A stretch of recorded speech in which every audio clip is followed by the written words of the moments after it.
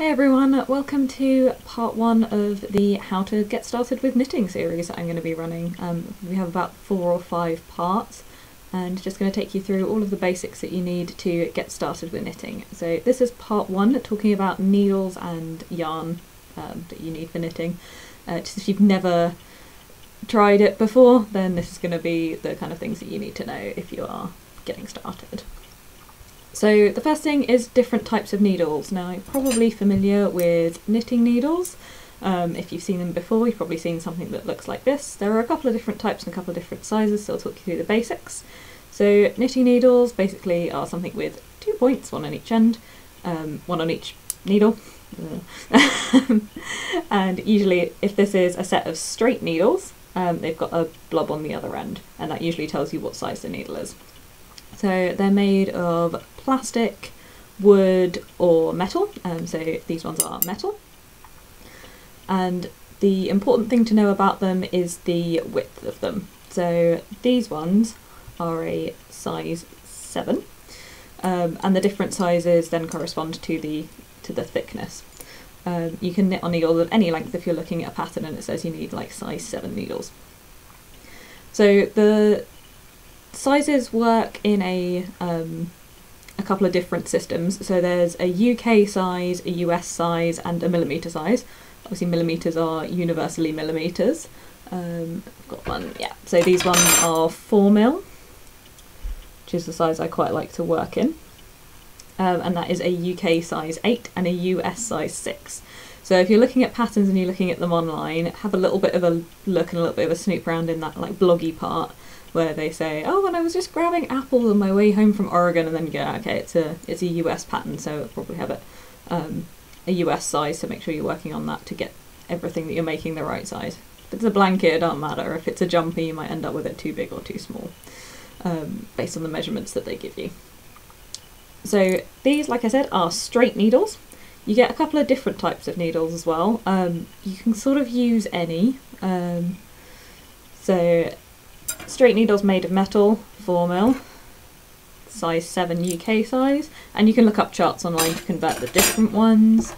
For millimetre sizes, obviously 5mm is bigger than 4mm. For sizing sizes, actually the lower numbers are fatter. So these are a 7, these are a 4, and you can see the 7s are skinny, which are these ones, are skinnier than the 4s, which are these ones. If you're looking at different size ones, you're probably going to find some UK sizes if you're digging through a bin in a charity shop. They go from super duper skinny to super massively fat, so super massively fat ones that I found in my collection.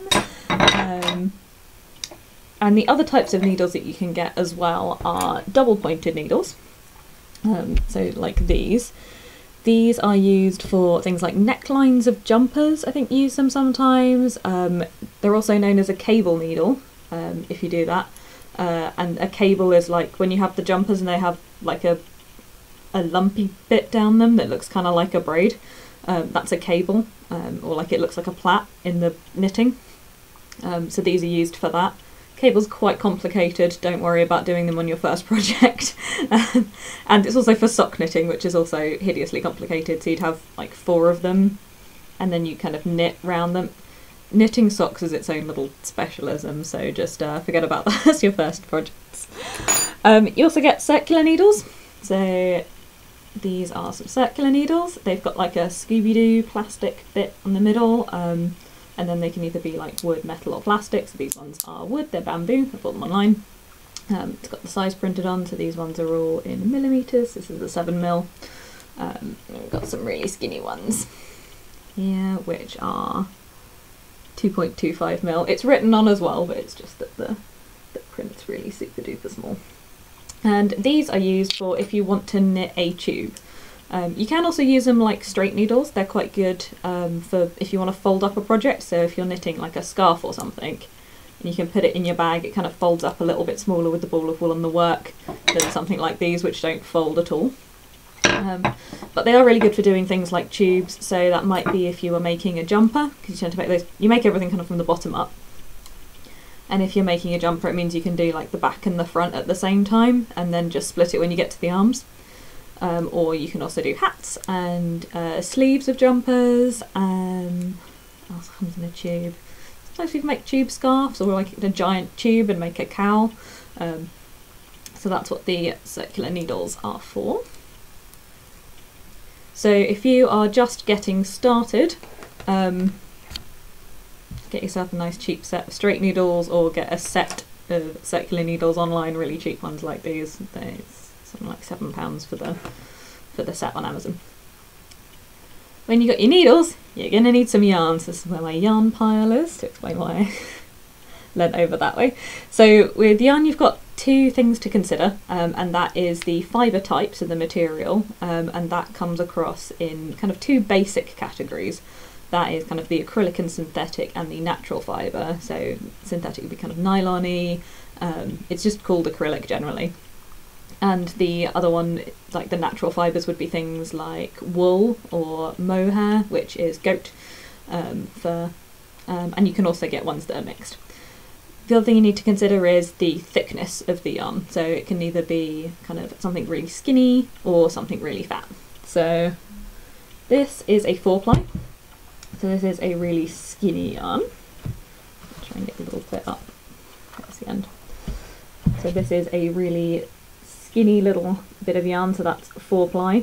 And then you kind of match the size of the yarn to the needles. So really skinny yarn, really skinny needles, because it would have really massive gaps in it if I sort of were to work over this one. It would make it really big and loose, which can be a thing, but just kind of, you wouldn't do it normally. It would be somewhat breaking the rules, which you are allowed to do, but just on purpose.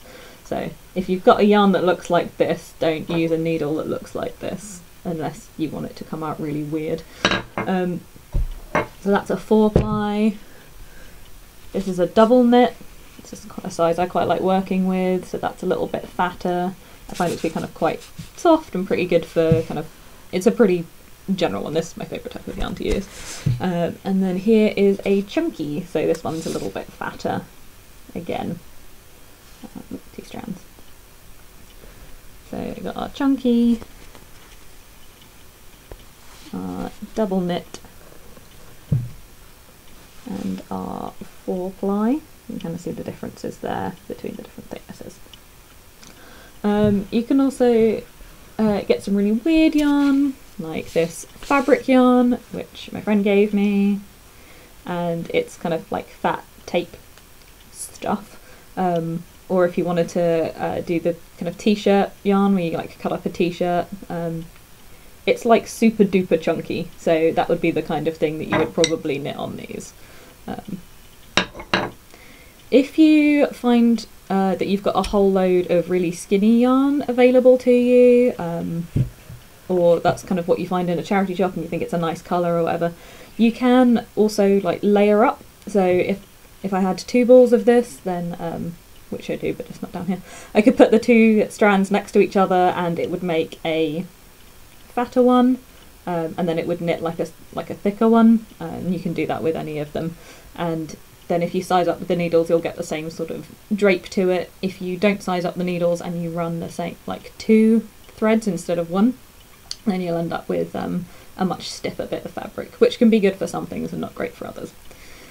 So for the synthetic, just as a little bit of an example, synthetic versus natural fibre, I like using synthetic fibre. The colour stays in it when you put it in the washing machine. It's generally quite versatile and quite hard wearing, and I think it feels quite nice and soft. Other people prefer to use natural fibres, so things like actual wool is a lot warmer. It's got a different kind of look to it as well, and it feels different. So if you find a wool jumper versus a synthetic jumper, and you just rub them, you can tell the difference. Like the difference between cashmere and just like a regular jumper. So this is my sort of favourite thing to do. This is from Poundland. One of my favourite places to buy things in general. So that's an acrylic, this chunky is acrylic, I think this 4-ply is acrylic. It's also by far the cheapest. This ribbon yarn is a recycled sari, so it's in fact sari silk, so I'm fairly certain it's actual silk. So if I were to wash this on too hot a temperature, it would lose some of its colour, or potentially could lose some of its colour. And the thing with wool as well is it can shrink, which you'll know if you've ever put a wool jumper in a tumble dryer and it comes out like the size to fit like a pug.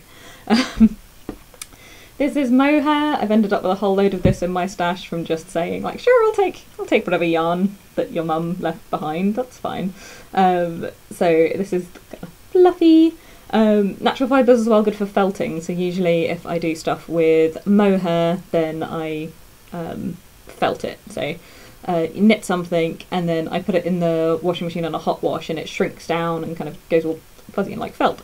So that can be quite good for making different things. Dappo stars I've been making, but people can make slippers and things like that, kind of a Scandinavian sort of vibe. This is a mixture of mohair and acrylic, and it always says on the label what it is. So this one's got, that's what the mixture is. This one says 100% acrylic on the label, right there. Hoping this isn't coming out backwards. This one's saying it's a mixture of wool and acrylic, and it's got the percentages on it. So different percentages act differently. And this is some cotton that I've got as well, which is quite nice. I find cotton to be really, really strong if you pull it for a double knit, so it really doesn't break, which is quite nice. Also, you can get lots of different shapes of balls of yarn. It makes no difference apart from perhaps what the weight is. So cone, obviously got lots of it. I think this as well, you can use them on knitting machines if you've got them. I've never used knitting machines, so I won't say any more than that. You can get them in a cone shape. You can get them in like this sort of shape, which I feel has a name and I can't remember it now. I would just call this a ball. That's probably the most common shape that you get. And you can get them in different weights as well. So these are both 50 grams, but you can also get 100 or even like 500. And then they're like the size of a watermelon.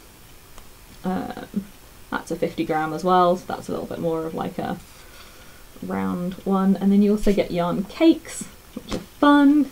They're shaped like that.